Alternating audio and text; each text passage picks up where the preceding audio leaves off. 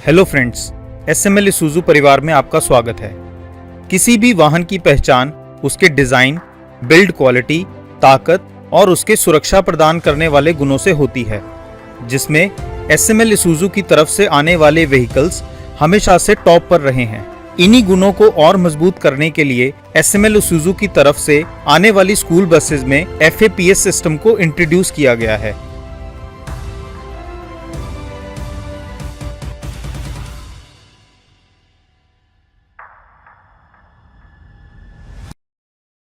FAPS की full form है fire alarm and protection system.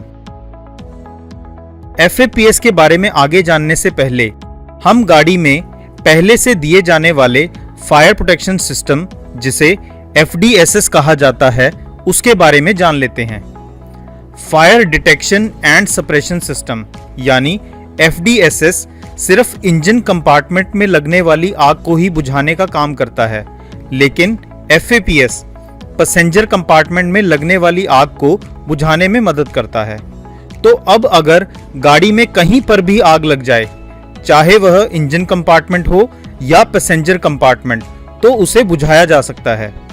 अगर आग इंजन कंपार्टमेंट में लगी है तो FDSS के थ्रू ऑटोमेटिकली स्प्रे करवाकर आग को नियंत्रण में लाया जा सकता है, और अगर आग पैसेंजर कंपार्टमेंट में लगी है तो वहां पर FAPS को प्रयोग में लाकर आग को बुझाया जा सकता है।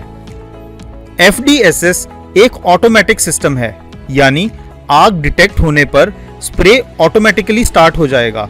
वहीं पर FAPS एक मैनुअल सिस्टम है, मतलब आग डिटेक्ट होने के बाद स्प्रे को स्टार्ट करने के लिए आपको एक बटन दबाने की जरूरत है, जिसके बारे में वीडियो में आगे बताया जाएगा।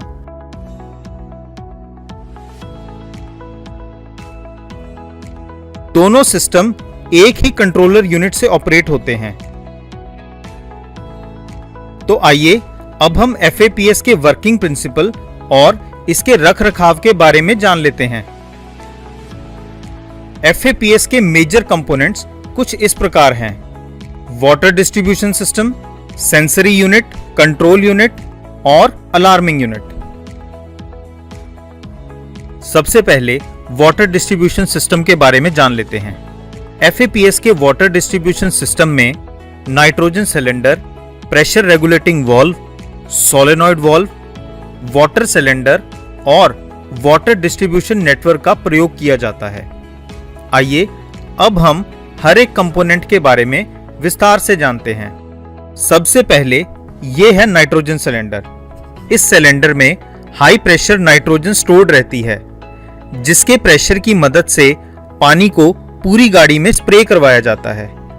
इस सिलेंडर पर एक व्हील वाल्व लगा हुआ है, जिस पर यह पिन लॉक दिया गया है, जो इस सिलेंडर को ओपन कंडीशन में लॉक करके रखता है। ध्यान रहे कि यह पिन इस व्हील के साथ इस प्रकार इंटैक्ट रहनी चाहिए, क्योंकि यह पिन प्रोटेक्शन का काम करती है और व्हील वाल्व को क्लोज होने से रोकती है।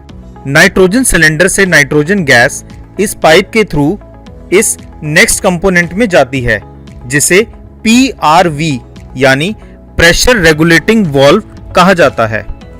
ये वाल्व नाइट्रोजन सिलेंडर से आने वाली गैस के प्रेशर को कम करके आगे सोलेनॉइड वाल्व की तरफ भेजती है। PRV पर लगी ये गेज आपको नाइट्रोजन सिलेंडर का प्रेशर बताती है।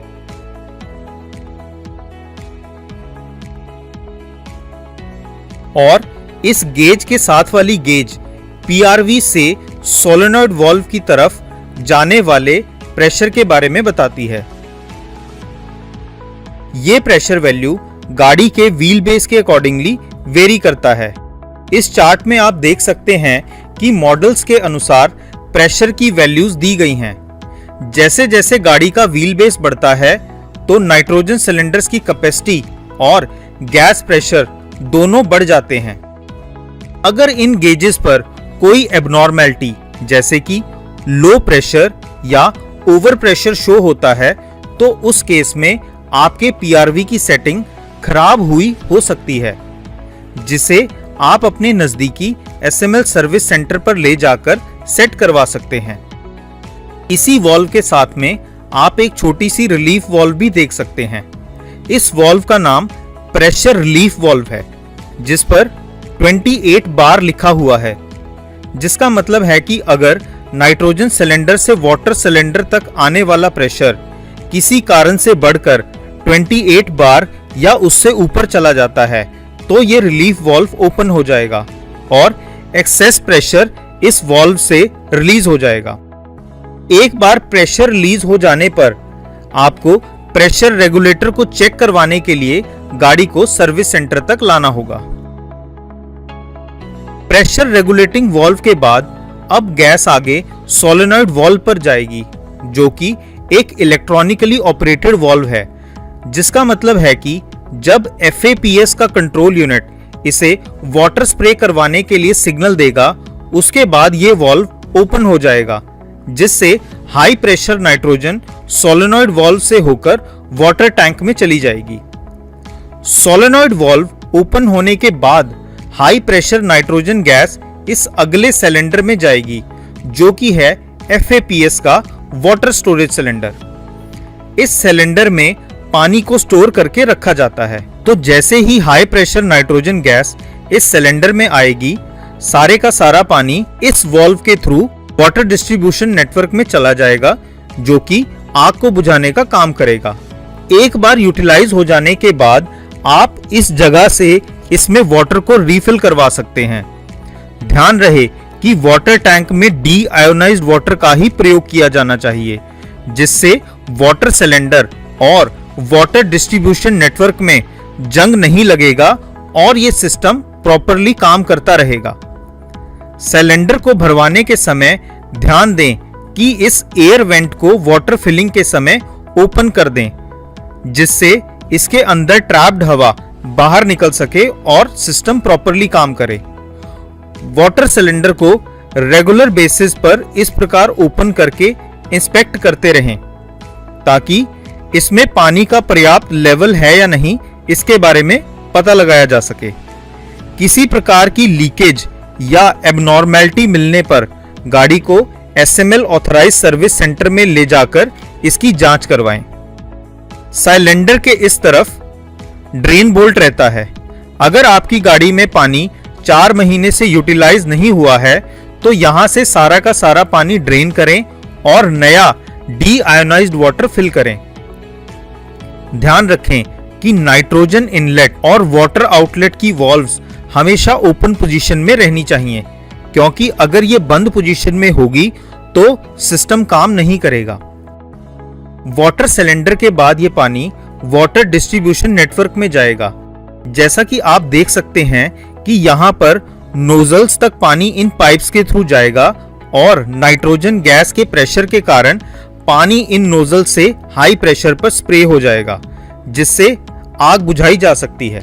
अब वीडियो में आगे FAPS में लगे सेंसरी यूनिट्स के बारे में जान लेते हैं, जिसमें स्मोक डिटेक्टर्स का इस्तेमाल किया गया है। तो अगर किसी वजह से गाड़ी में आग लग जाए तो स्मोक सेंसर्स आग के धुएं को सेंस करके कंट्रोल यूनिट को इंटीमेट कर देते हैं, ताकि कंट्रोल यूनिट से आग बुझाने के प्रोसेस को इनिशिएट किया जा सके। स्मोक डिटेक्टर्स पर एक रेड कलर की LED लाइट लगी होती है, जो कि सेंसर की हेल्थ कंडीशन के बारे में बताती है। नॉर्मल कंडीशन में ये LED 10 सेकंड में एक बार ब्लिंक करनी चाहिए, लेकिन अगर ये लाइट 10 सेकंड में 2 बार ब्लिंक करती है तो इसका मतलब है सेंसर में फॉल्ट है और इसकी जांच करवानी पड़ेगी। स्मोक सेंसर का इनपुट कंट्रोल यूनिट को जाता है। यहाँ पे आप FAPS के कंट्रोल यूनिट को देख सकते हैं। आसान शब्दों में ये यूनिट पूरे FAPS का ब्रेन है। मतलब कंट्रोल यूनिट सभी सेंसरी यूनिट्स जो कि स्मोक डिटेक्टर्स हैं उनसे इनपुट लेकर अलार्मिंग सिस्टम को एक्टिवेट करता है और इनपुट मिलने पर ड्राइवर वाटर डिस्ट्रीब्यूशन सिस्टम को एक बटन दबाकर इनिशिएट कर सकता है। इस कंट्रोल यूनिट पे आप जोन्स देख सकते हैं। Zone number 1, 2 and 3। ये जोन्स फायर प्रोटेक्शन सिस्टम के माल फंक्शनिंग को डिनोट करते हैं। अगर आपकी गाड़ी में फायर प्रोटेक्शन सिस्टम के कंट्रोलर को इनपुट पावर सप्लाई आ रही है तो इस जगह पर ग्रीन लाइट कॉन्टिन्यूसली ग्लो करेगी। अगर FDSS में कोई प्रॉब्लम आ गई है तो जोन 1, और अगर FAPS में कोई प्रॉब्लम आ गई है तो जोन 2 में कुछ इस प्रकार से लाइट ग्लो करेगी। जोन 1 FDSS को डिनोट करता है, जो कि इंजन कंपार्टमेंट में लगने वाली आग को सेंस करके बुझाता है, और जोन 2 FAPS को डिनोट करता है, जो कि पैसेंजर कंपार्टमेंट में लगने वाली आग को सेंस करके बुझाता है। जोन 3 अभी यूज में नहीं है। FDSS में अगर सेंसर्स में कोई फॉल्ट आता है तो कंट्रोल यूनिट के जोन 1 पर ये वाली लाइट ग्लो करेगी, जिसका मतलब है कि FDSS के सेंसर्स में कोई ना कोई रेलेवेंट फॉल्ट है। फर्दर, अगर कंट्रोल यूनिट पर जोन 1 में ये वाली लाइट ग्लो करती है, देन दैट मीन्स कि FDSS की सोलेनॉइड वॉल्व या फिर उसकी वायरिंग कनेक्शंस में फॉल्ट है। सिमिलरली, अगर कंट्रोल यूनिट के जोन 2 में ये वाली लाइट ब्लिंक करती है, देन दैट मीन्स कि FAPS के सेंसर्स में कोई फॉल्ट है, और अगर ये वाली लाइट जलती है तो इसका मतलब है कि FAPS की सोलेनॉइड वॉल्व में कोई फॉल्ट है। अब बात कर लेते हैं अलार्मिंग यूनिट के बारे में। जब भी कंट्रोल यूनिट सेंस करेगा कि गाड़ी में कहीं पर आग लगी हुई है, तो वो साउंडर कम फ्लैशर को एक्टिवेट कर देगा।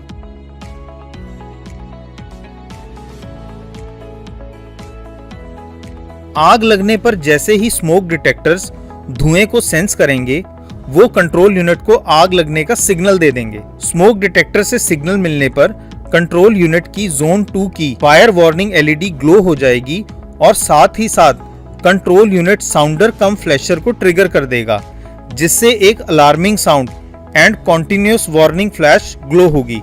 ये पूरा सिस्टम ड्राइवर को आग के खतरे के बारे में सूचित करेगा। अब ड्राइवर को कंट्रोल यूनिट में लगे इस सील को हटाकर FAPS वाले बटन को प्रेस करना है।